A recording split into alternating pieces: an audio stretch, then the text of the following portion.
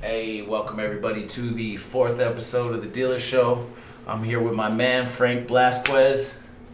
How you doing, big dog? Pretty good. Thank you for coming on and Thanks for having me. coming to hang out. Frank has a webisode or web series on YouTube called Duke City Diaries. Some of you may have seen it. This is the creator of Duke City Diaries. So once again, man, thank you. For sure, man. For sure, brother. Your stuff is just so super cool. Thanks, man. Thank you. You know, watching it definitely has that New Mexico Albuquerque vibe. It's so artistic. You know what I mean? Thanks, man. Like, what got you into this certain kind of like street art?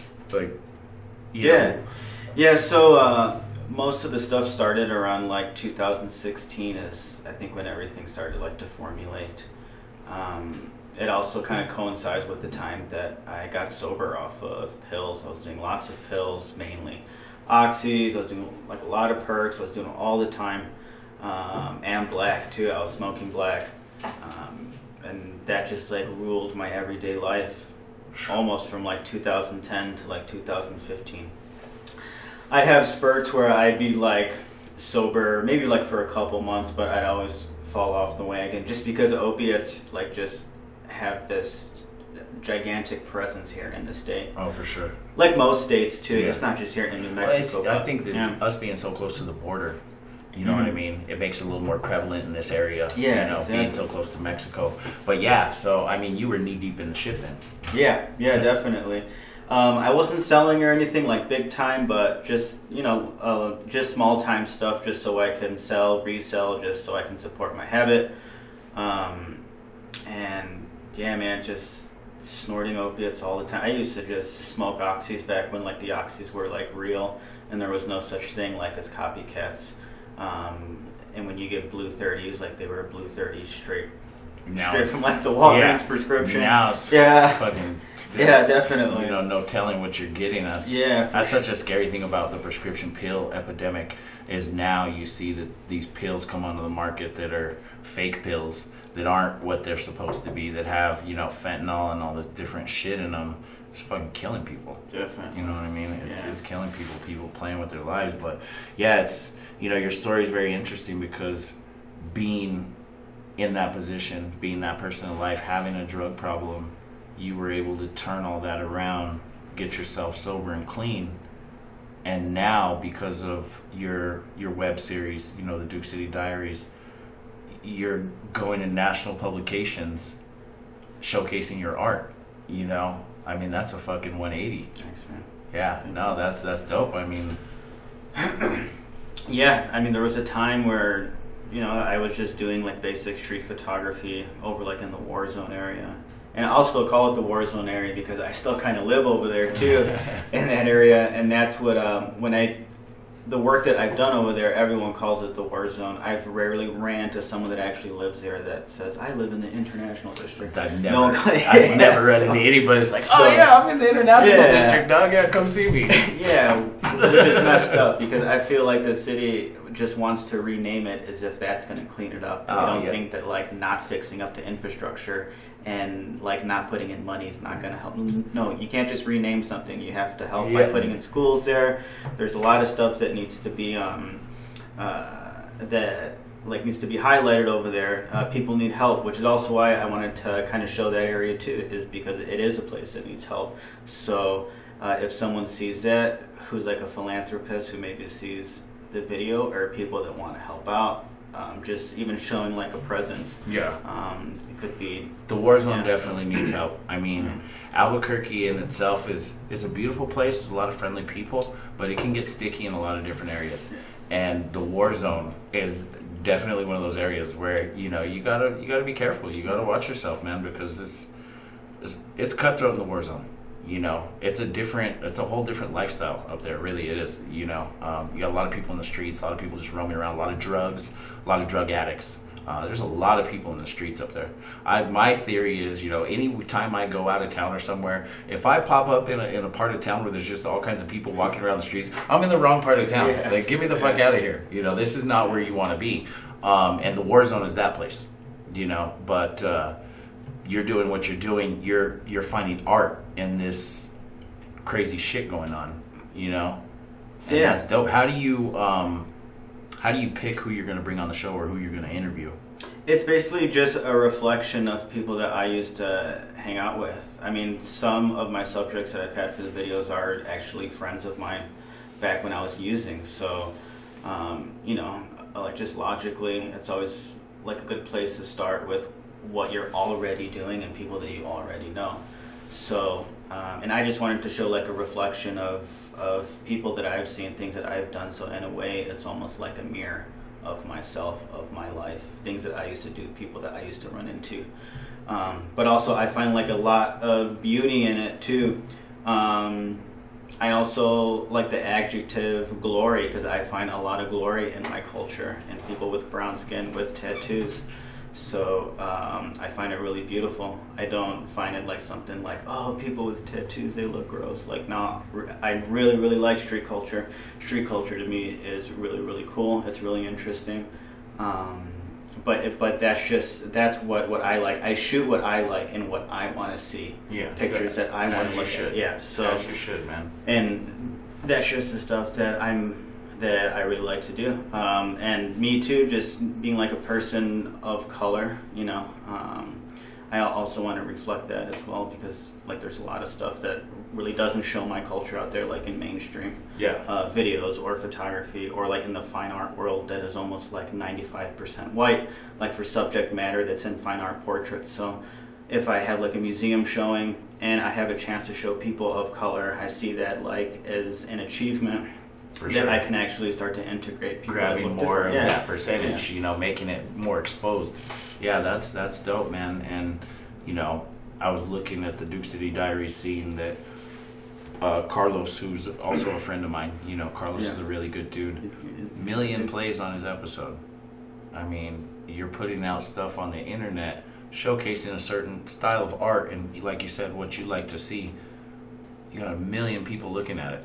You know what I mean? Definitely. That's pretty crazy. Yeah, it's cool. It's cool and also it's also like a scrapbook in a way too, like for the community, because I have a lot of comments of people that say, hey, you know what, we don't have something like this that's just short like vignettes or just like short narratives that kind of show our city. Even like on something like a Netflix or HBO, Showtime, like there's nothing that really shows like this area. So in that respect, like it's kind of cool, like to fulfill that for people that don't really see their city a lot. That's the beauty of YouTube, is not needing those major platforms to get Very behind you accessible, and say, hey, we'll showcase your shit. Like YouTube is really cool because you can put something out there and it's immediately accessible to millions or billions of users. I don't know how many people they have.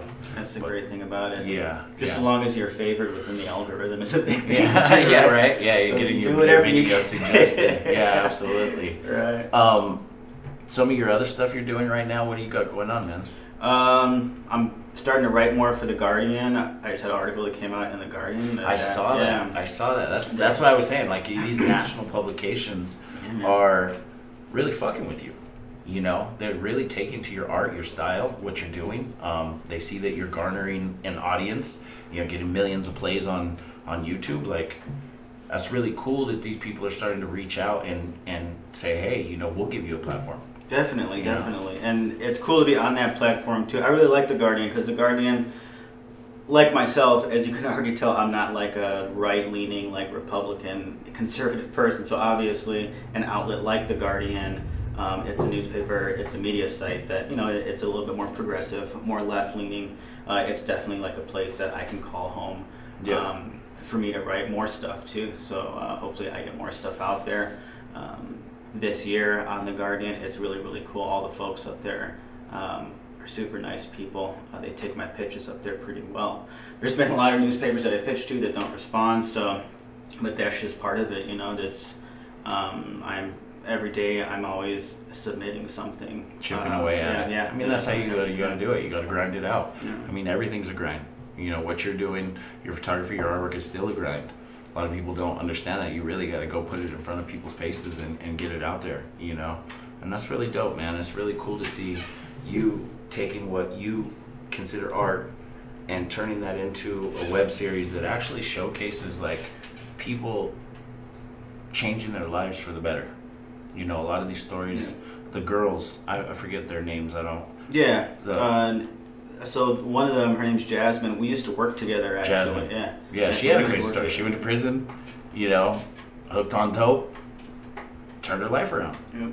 You know, it shows that it is possible, and I think in Albuquerque specifically, we really need that because the drug epidemic is running rampant right now. You know, there's so many people that are on meth and heroin and prescription pills. And, you know, I think more people need that encouragement, just that positive influence saying, hey, you know what, I was once in your spot and you know what I mean, I was able to turn it around. So it's cool that you highlight that, you know. Definitely. I think that's a big part of it, man. Definitely. You got more episodes coming. Yeah. We got different stuff coming out too. So we have stuff that we're doing in Santa Fe. I'm doing stuff like in different states too, so...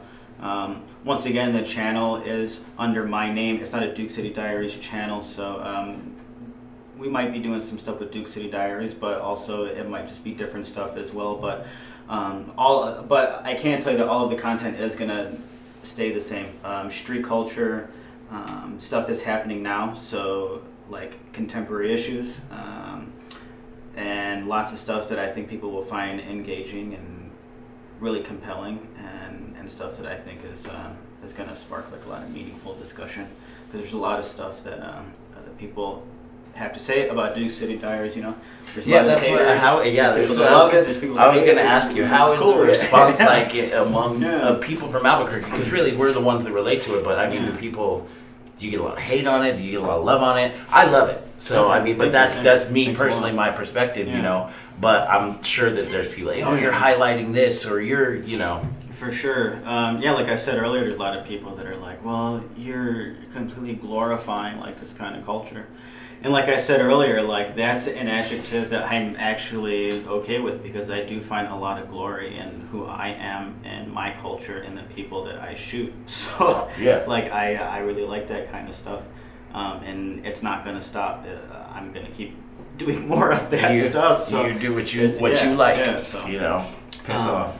Yeah, right. Like definitely. Don't watch it. But also, like, I have a lot of respect too for people that don't agree with it, because like they also take the time to watch my videos too. Like, thank you for even, you know, like if you have something to say about it, thank you for even saying something about it too. Because those are the people that I found out they actually are the ones that'll watch like 12 or 13 times over and over again. But people that like it will maybe watch once or twice, right? Yeah, and leave it alone. I can't hate that. Yeah, right. They're helping everything out. Definitely. The cool thing is, I mean, I don't know.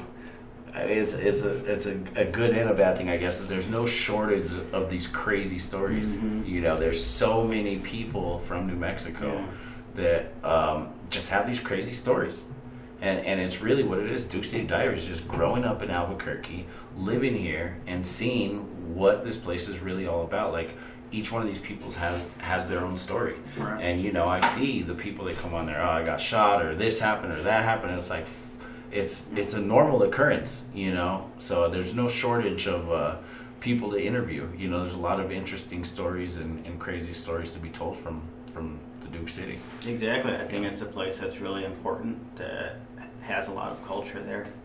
It's a city that has a lot to say. There's so much history that hasn't even been like drawn upon. There's so much history that isn't out there in videos that I like to show too. But also, it's just, for me, for the videos, it's really important to remain clear and transparent. I just simply want to open a window up for people to see people that they might never run into, and they can do it in the comfort of their own cell phone or their laptop. So, you know, it's just, I just want to open a door into the lives of people without me interfering. I'm not talking on any of these videos. I want the subject to talk themselves, so they can tell you who they are, where they've been, places they've seen, things that they've done, and you know, it's up to the audience if they want to make a judgment on that or not. So. Dope, man. Yeah, the series itself is you and John put this together, right? Mm-hmm. Shout out to John Yep. Costa. John Costa. You know, That's my homie. that's your partner. Yep. Yeah. So Yeah. you know, John's not here with us today, but you know, you guys are the ones that are, you know, putting these interviews together and finding subjects and everything else. So.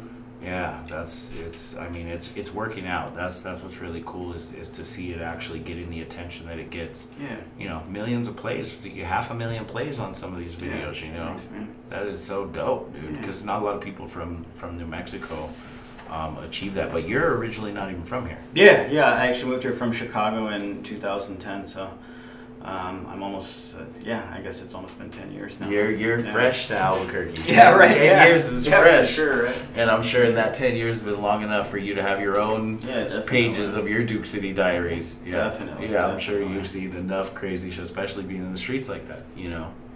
For sure. It's a crazy place to be in the streets. Yeah, definitely. And that's how I started too, just going like on Central Avenue with my camera.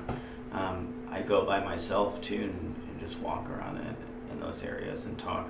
There's been a few times where I almost got robbed, but like just trying to maintain like a very chill attitude. And you know, it's actually, if you're out there, if you're respectful, if you're talking to people, it's actually not even as bad as like people make it out to be. No. So it's a very bravado kind of place. Like you think you're fucking hard, I'll show you hard kind of place. But for the most part, everybody's respectful. Like if you come respectful, people are gonna be respectful. There are, you know, everywhere you're gonna find those dog shit people that just want a problem. But for the most part, you know, there's a lot of respect and love out here. But you know, there's also a lot of people that don't play the disrespect. Hey, you want to get disrespectful, then we're gonna get all the way disrespectful. You know, it's just Billy the Kid, bang bang. It's the Wild West out here. Definitely, that's what it's like. It's just a different version. And that was the name of the article that actually just came out too that I had. You know, it's called "Survivors of the New Wild West." I had, I think about a couple photos in there of kids that like were holding their guns. And like these are kids that we just saw driving on cruise night Sunday. It's not like you're setting these things up. It's just you know, I'm just driving down the street in Albuquerque, and there's fucking 14-year-olds on the corner with AK-47s. It's crazy. They were holding them out in their truck, and then I had my camera on me. I was like, oh shit, I gotta get this. I gotta get photos of this. So I told them I was like, hey, pull over, come over here. So and then I was just like, hey, you know what? I think like the way you guys look is like really important, like to represent like where you guys come from. And they actually told me a story that actually didn't surprise me, you know, like they actually do have guns. It's not just to fuck around, but like with the rising rate of shootings and homicides, it's like you gotta defend yourself, right? I've never, so like guns to me, I've always stayed away from guns. I always felt like you live by the gun, die by the gun, you know. So, but now more than ever, now I'm a firm believer in having a gun. You know, because it's getting so crazy. And, you know, you got the drug epidemic, which drives up the crime, which drives up the robberies and the carjackings. And you may not necessarily be even doing anything. You may not be a part of a certain lifestyle where you're being targeted or this or that. You're just driving down the street. Yeah, exactly. Someone will try to kill you. Yeah, to take your car, you know what I mean? So it's like now in 2020, it's like I'm not taking any chances. You know, so I understand that because this shit is crazy out here. Definitely, and that's going all across the country too, right? There's a fucking mass shooting every day. It was weird that I had that article come out in the Guardian about, you know, and it kind of brushed upon the subject about shootings here, and then on the same day, like there's a shooting in Milwaukee, like on the same day. So I was like, you know what? I can't even write this kind of shit. This is the kind of shit that's happening. Also, like, we can't be too scared to go outside of our own homes and, like, our own settings and stuff. Exactly. We don't want to fucking deal with that shit. Yeah, straight up, man. It's the world's progressively turning crazier, you know. But we just got to do what we got to do to stay afloat, man. I was telling my buddy today, you know, I really think staying out of trouble and, you know, avoiding drugs or alcohol or whatever your vice is that's breaking you down, it's really just finding a passion. And I think that's what you did. You know, you found a passion in the photography and the art, and it's keeping you away from the bullshit, you know. And I think that's so important. So many people don't have enough passion, and they turn to these other things for that fulfillment, and it's just not there, you know. And I think that's super important to just have something you're focusing on, something you're working on, something you want to do and work towards. Definitely, that's so important. Yeah, Yeah, for sure. To see, people like yourself and that kind of passion pull you away from possibly killing yourself. Right. Taking you away from drugs and a lifestyle that, might not end up very well for you. Your passion pulls you away from that. That's what it's about, man. Yeah, definitely. Right. Like finding like some sort of an outlet. Yeah. And we spoke to those kids too. We're like, if you guys ever want to learn how to shoot with us, or if you guys want to shoot with us or something, learn how to use a camera or something like that, we're always available. John actually teaches at a place called Working Classroom, so he's actually doing it. He's helping out the community, like in that way, like on the ground level too. Dope. But yeah, you're right. Just like you said, you gotta find a passion and something where you wake up every day and you just love the fact that you're about to do this activity that you felt that you were born to do. Absolutely. And that could happen at any age too, because I know people think like, oh shit, well, I'm already 40, I'm already 50, 60 years old, like what do I do? Like, I mean, this is something, it could happen anytime. Just go after it. Yeah, it doesn't matter. Age doesn't matter, just go after it. One thing for sure that helped me a lot too is also that I also read a lot as well. Yeah. You read a lot too, right? Yeah, readers are leaders. That's yeah, definitely. Yeah, I read a lot of books for sure. So just it's good to have a variety of mindsets, and I think reading definitely gives you that. You get a lot of different perspectives and different situations, and how to handle different things. I know my reading has definitely helped me in everyday life. Just reading different things and gaining that knowledge, and having that know-how, and that focus. It has really helped me. So I'm definitely for that, man. I'm gonna wrap it up. Anybody you want to give a shout out to? Shout out to my family. Shout out to all my friends. Once again, John, he's my partner that helped me with most of the videos. Shout out to John, man. On the channel. Look out for my stuff in 2020. You can visit frankblasquez.com, or you can check out my Instagram too. Thank you so much. Thanks for having me. Hey, check us out, dealersclothing.com. The Dealers Show. We'll catch you on the next one.